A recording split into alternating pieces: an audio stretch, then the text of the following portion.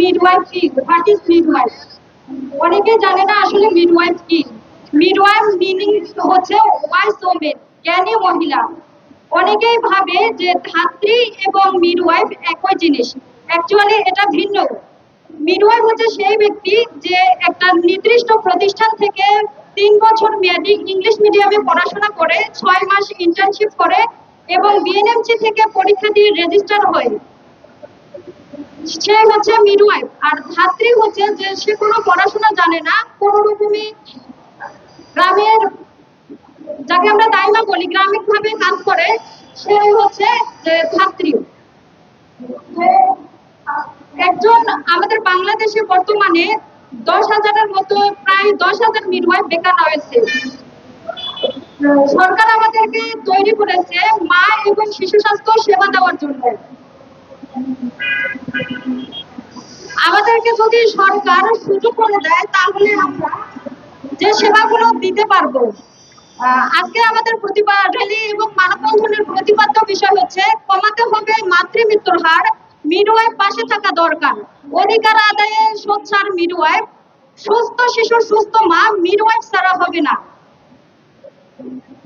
মিডওয়াইফদের যদি কর্মসংস্থানের সুযোগ করে দেওয়া হয় তাহলে আমরা যে সেবাগুলো দিতে পারবো, অ্যান্টিনেটাল কেয়ার অর্থাৎ মা যখন গর্ভধারণ করে তখন যে সেবা দিতে পারবো,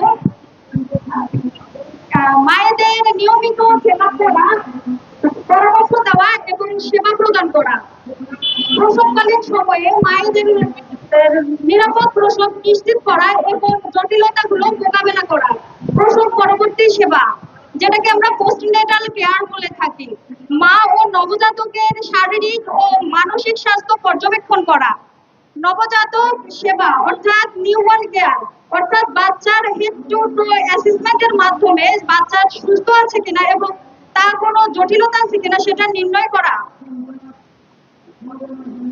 এছাড়াও একজন মিডওয়াইফ যে সেবাগুলো দিয়ে থাকে, কিশোরী স্বাস্থ্য পরামর্শ প্রদান করা, পরিবার পরিকল্পনা এবং প্রজনন স্বাস্থ্য সম্পর্কে সচেতনতা।